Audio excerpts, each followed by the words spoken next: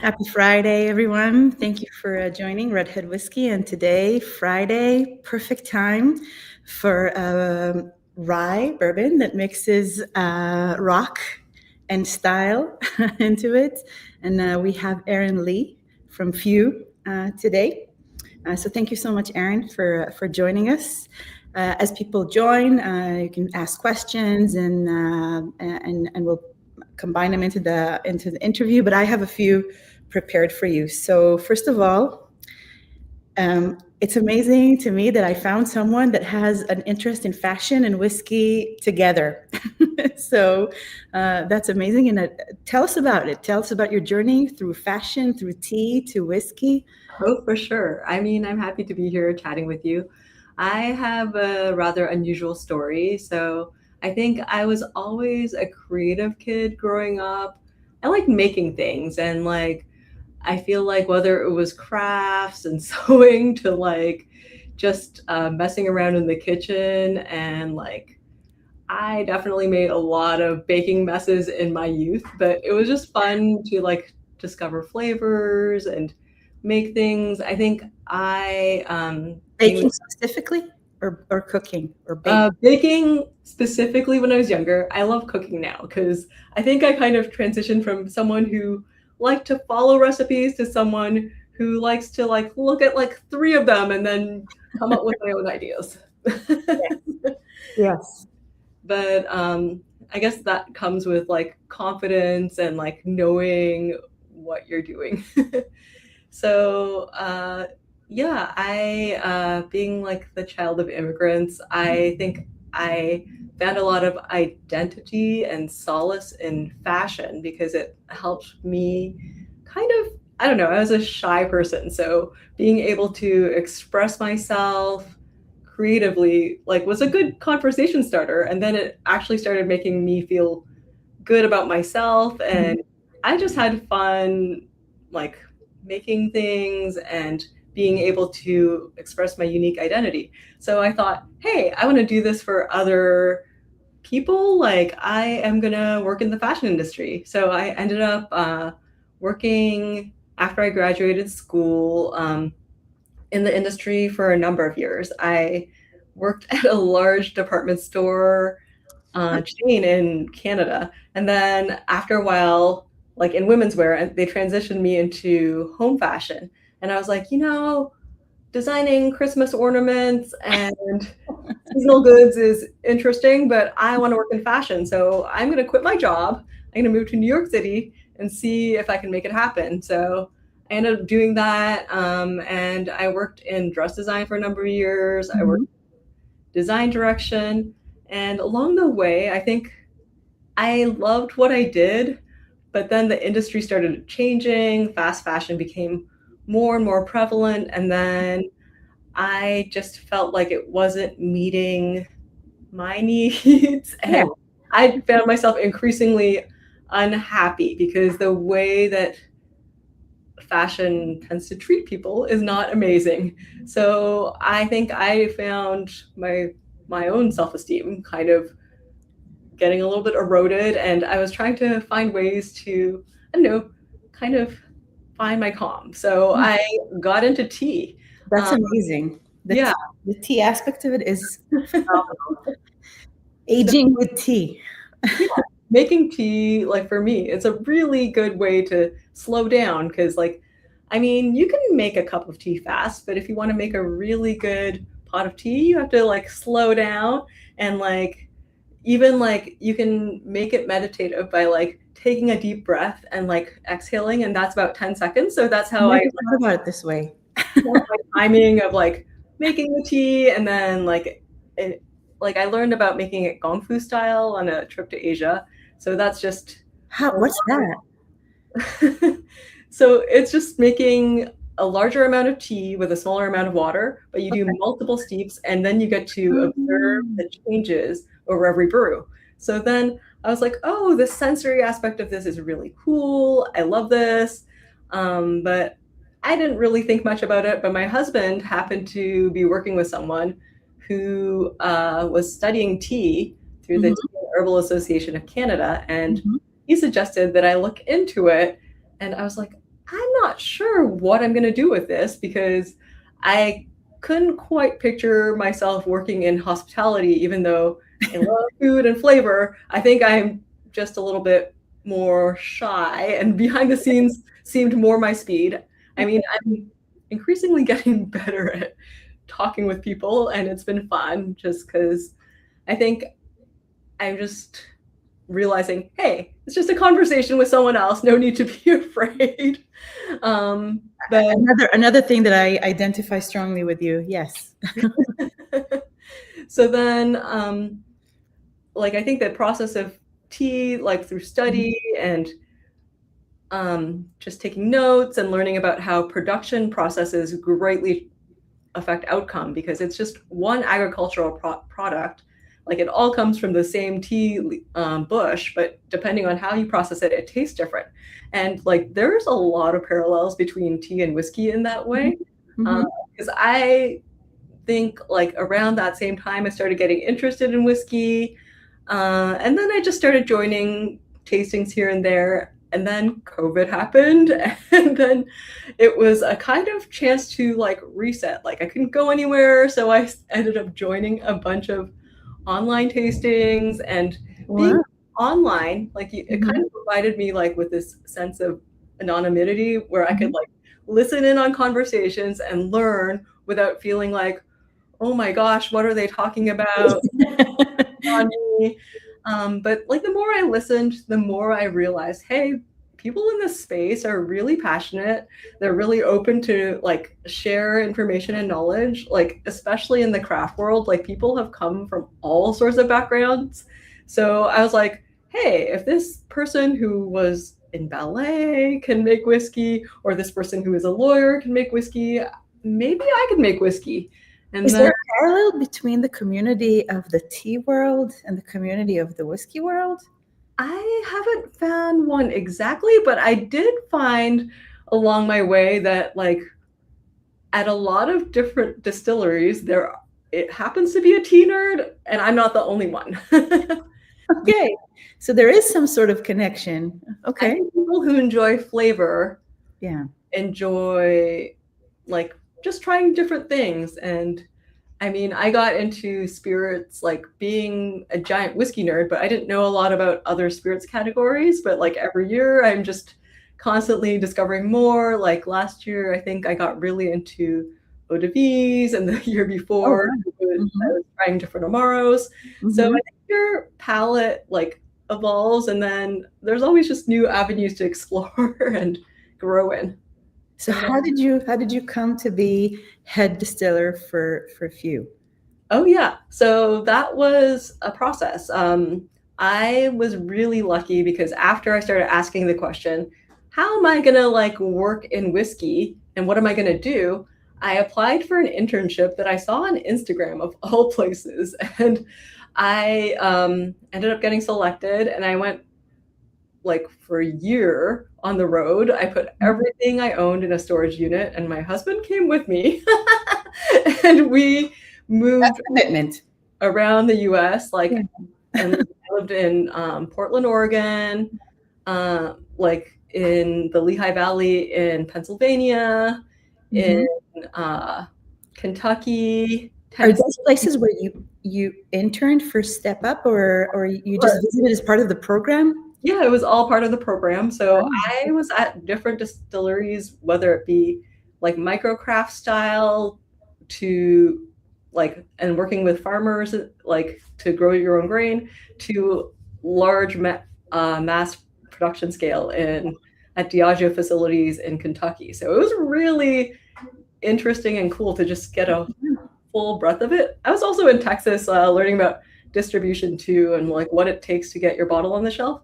So it was a lot of training and experience. And like the more, like I initially thought, like going into it, like, hey, my career goal, I think I want to be like a whiskey blender or involved in the creative process somehow. And then through it, I like it kind of confirmed I love flavor and like flavor development. And I think even getting to see how it's done through mashing is interesting. So I was like, I'm gonna work in production and I'm gonna learn about this from the beginning.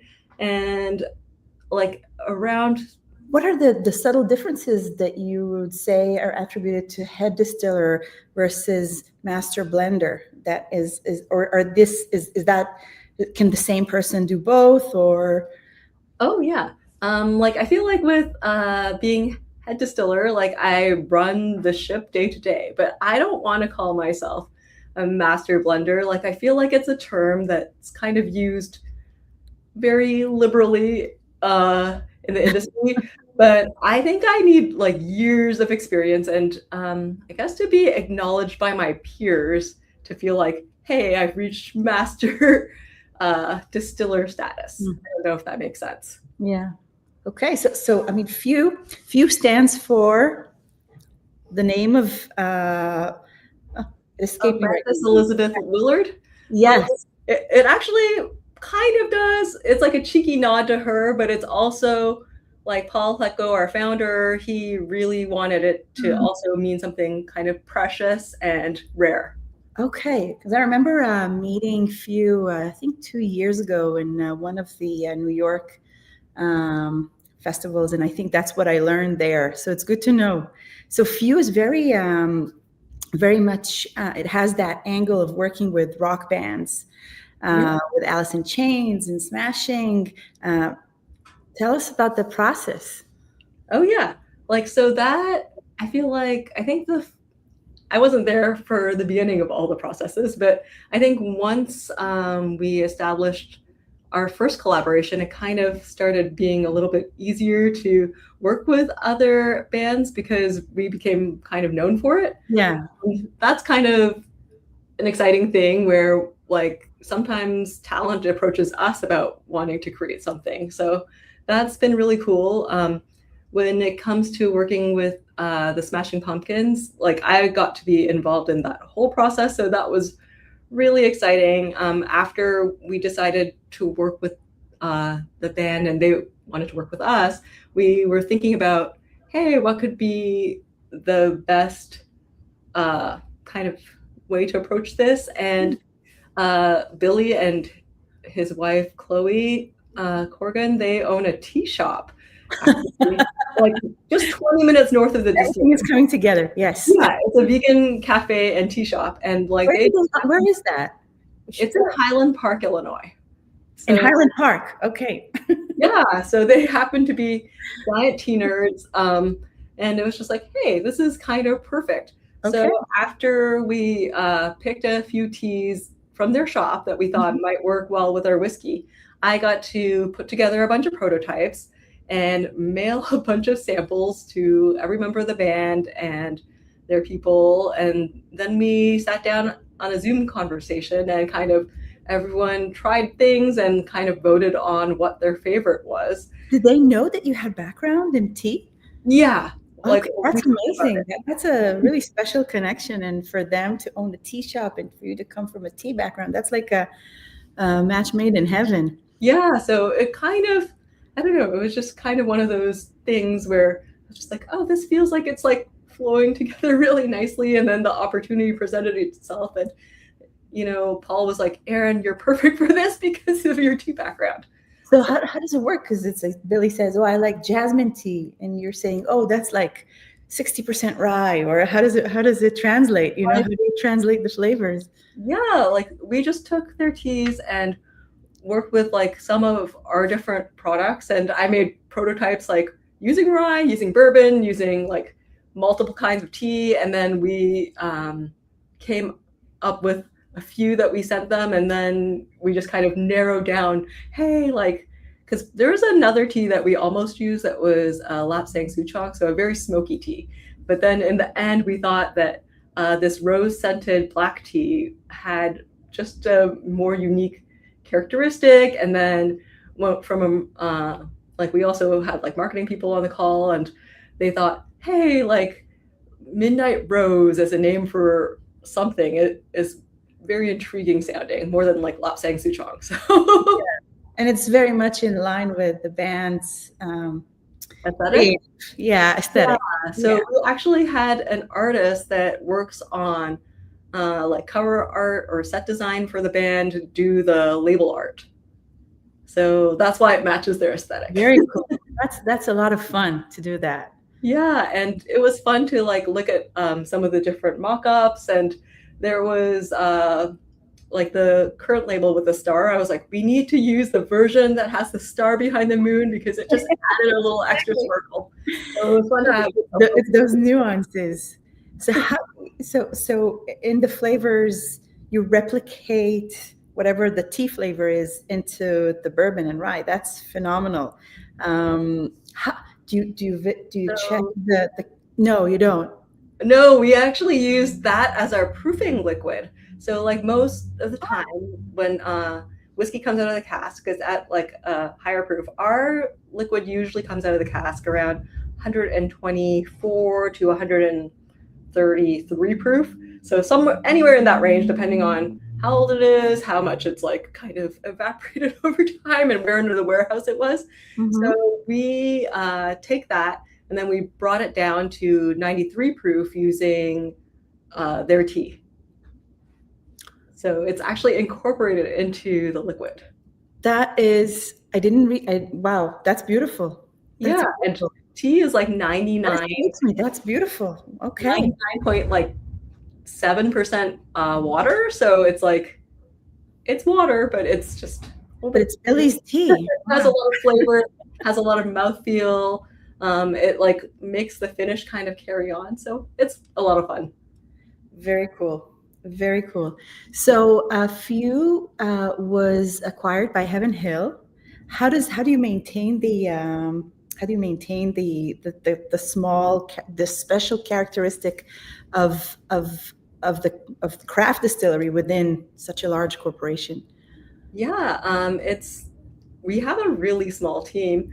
You wouldn't believe it. Right now, there's only 4 of us. Okay. Who are involved with everything. So I think by nature, we're small and we're scrappy, but it's nice to have the support of a larger company, especially when it comes to, updating things like safety and having really nice benefits is great. So I think there's been like a lot that we've been able to work with Heaven Hill on.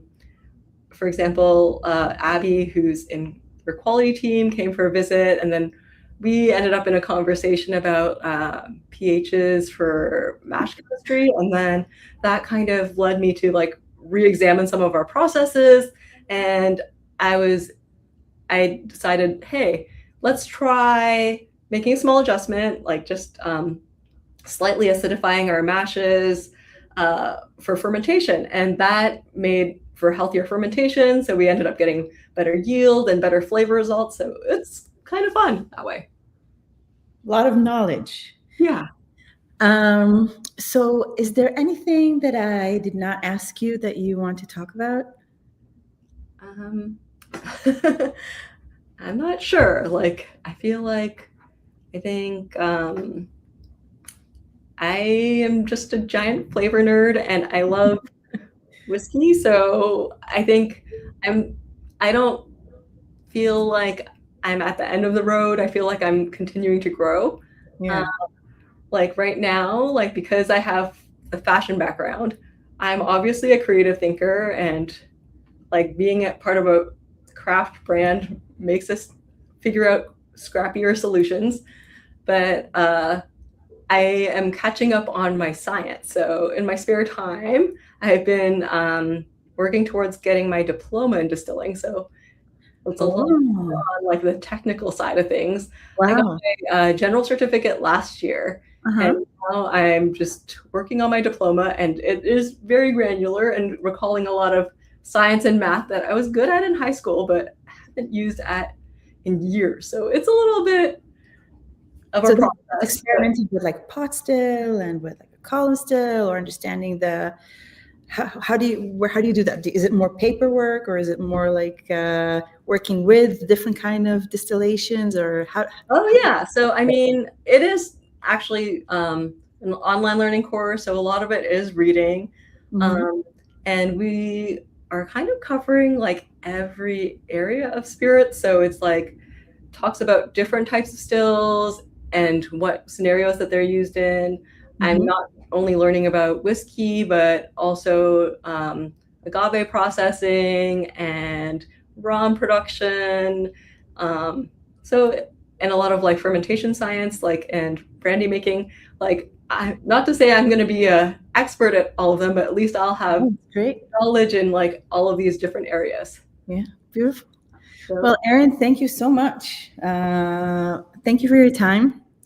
And these are great stories. And I hope to chat with you again. And maybe when you visit New York, New Jersey, we can catch up. that sounds good. Thank you, Erin. All right, take care. Bye. I'll end the stream.